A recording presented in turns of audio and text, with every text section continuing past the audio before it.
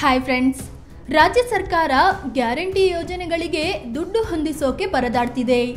ಇದರ ನಡುವೆ ಅವುಗಳನ್ನು ಜಾರಿಗೆ ತರಲು ಪ್ರತ್ಯೇಕ ಸಮಿತಿಗಳನ್ನು ರಚಿಸಿರೋದು ಭಾರಿ ವಿವಾದಕ್ಕೆ ಕಾರಣವಾಗಿದೆ.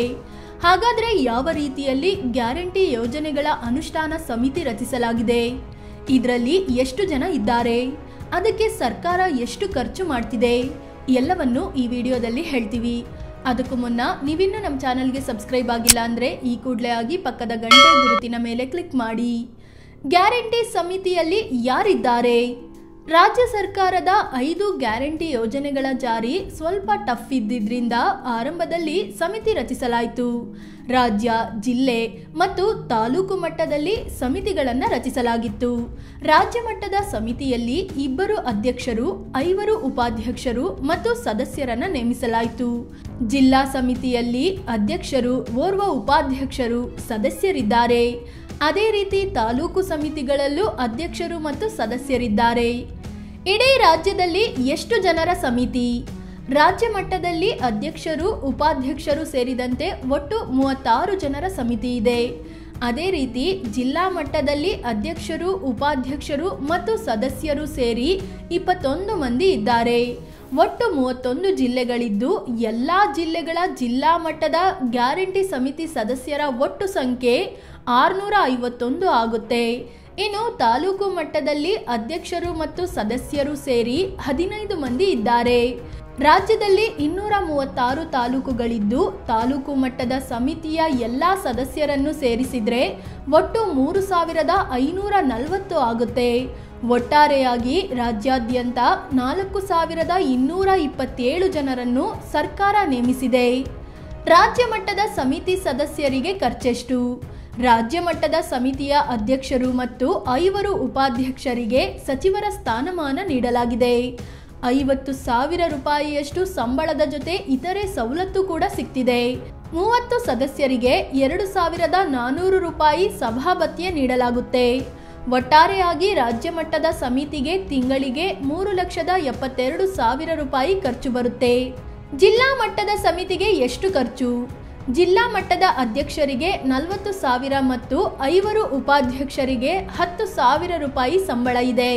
15 ಜನ ಸದಸ್ಯರಿದ್ದು ಇವರಿಗೆ ಸಭಾಭತ್ಯೆ ಅಂತ 2,200 ರೂಪಾಯಿ ನೀಡಲಾಗುತ್ತೆ. ಒಂದು ಜಿಲ್ಲಾ ಮಟ್ಟದ ಸಮಿತಿಗೆ ಒಟ್ಟು 1,23,000 ರೂಪಾಯಿ ಖರ್ಚಾಗುತ್ತೆ. ಅದೇ ರೀತಿ 31 ಜಿಲ್ಲೆಗಳಲ್ಲಿ 31 ಸಮಿತಿಗಳಿದ್ದು ಒಟ್ಟಾರೆಯಾಗಿ 38,13,000 ರೂಪಾಯಿ ಖರ್ಚಾಗುತ್ತೆ. ತಾಲೂಕು ಮಟ್ಟದ ಸಮಿತಿಗೆ ಖರ್ಚೆಷ್ಟು? ತಾಲೂಕು ಮಟ್ಟದ ಅಧ್ಯಕ್ಷರಿಗೆ 25,000 ರೂಪಾಯಿ ಸಂಬಳ ಇದ್ದು 14 ಮಂದಿ ಸದಸ್ಯರಿಗೆ ಸಭಾಭತ್ಯೆ ಅಂತ ತಲಾ 2,000 ರೂಪಾಯಿ ನೀಡಲಾಗುತ್ತೆ. ಒಂದು ತಾಲೂಕಿನ ಸಮಿತಿಗೆ 53,000 ರೂಪಾಯಿ ಖರ್ಚಾಗುತ್ತೆ. ಅದೇ ರಾಜ್ಯದ 236 ತಾಲೂಕುಗಳಿಗೆ ಒಟ್ಟಾರೆಯಾಗಿ 1,25,00,000 ರೂಪಾಯಿ ಖರ್ಚಾಗುತ್ತೆ. ಸಮಿತಿಗೆ ತಿಂಗಳಿಗೆ ಎಷ್ಟು ಖರ್ಚಾಗ್ತಿದೆ? ಗ್ಯಾರಂಟಿ ಯೋಜನೆಗಳನ್ನು ಜಾರಿಗೆ ತರೋಕೆ ಅಂತ ರಚಿಸಿರೋ ಸಮಿತಿಗಳಿಗೆ ಅಂತಲೇ ತಿಂಗಳಿಗೆ 1,66,00,000 ರೂಪಾಯಿ ದುಡ್ಡು ಖರ್ಚಾಗುತ್ತೆ.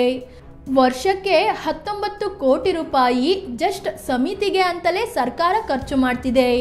ಇನ್ನು ಬಜೆಟ್ನಲ್ಲಿ ಈ ಸಲ ಸಿದ್ದರಾಮಯ್ಯ ಗ್ಯಾರಂಟಿ ಯೋಜನೆಗಳಿಗೆ ಅಂತಲೇ 51,000 ಕೋಟಿ ರೂಪಾಯಿ ಮೀಸಲಿಟ್ಟಿದ್ದಾರೆ. ಸಮಿತಿಗೆ ವಿಪಕ್ಷಗಳ ವಿರೋಧ ಯಾಕೆ? ಗ್ಯಾರಂಟಿ ಯೋಜನೆಗಳನ್ನು ಸರಿಯಾದ ರೀತಿಯಲ್ಲಿ ಜಾರಿಗೊಳಿಸೋ ಉದ್ದೇಶದಿಂದ ಈ ಸಮಿತಿಗಳನ್ನು ರಚಿಸಿದ್ದೀವಿ ಅನ್ನೋದು ಸರ್ಕಾರದ ವಾದ. ಆದರೆ ವಿಪಕ್ಷಗಳು ಭಾರಿ ವಿರೋಧ ವ್ಯಕ್ತಪಡಿಸಿವೆ. ರಾಜ್ಯದಲ್ಲಿ ಸರ್ಕಾರದ ಯೋಜನೆಗಳ ಜಾರಿಗೆ ಅಂತಲೇ ಸಾವಿರಾರು ಅಧಿಕಾರಿಗಳಿದ್ದಾರೆ. ರಾಜ್ಯ ಮಟ್ಟದಲ್ಲಿ, ಜಿಲ್ಲಾ ಮಟ್ಟದಲ್ಲಿ, ತಾಲೂಕು ಮಟ್ಟದಲ್ಲಿ, ಗ್ರಾಮ ಮಟ್ಟದಲ್ಲೂ ಎಲ್ಲ ರೀತಿಯ ವ್ಯವಸ್ಥೆಗಳಿವೆ. ಹೀಗಿರುವಾಗ ಹೊಸದಾಗಿ ಸಮಿತಿಗಳನ್ನು ರಚಿಸಿ ಅದಕ್ಕೆ ತಮಗೆ ಬೇಕಾದವರನ್ನ ನೇಮಿಸಿದ್ದು ಸರಿಯಲ್ಲ. ಕಾಂಗ್ರೆಸ್ ಪಕ್ಷದ ಕಾರ್ಯಕರ್ತರನ್ನೇ ನೇಮಿಸಿ ದುಡ್ಡು ನೀಡ್ತಿದೆ. ಹೀಗಾಗಿ ಸಮಿತಿಯನ್ನ ರದ್ದುಪಡಿಸಬೇಕು ಅಂತ ವಿಪಕ್ಷಗಳ ವಾದವಾಗಿದೆ.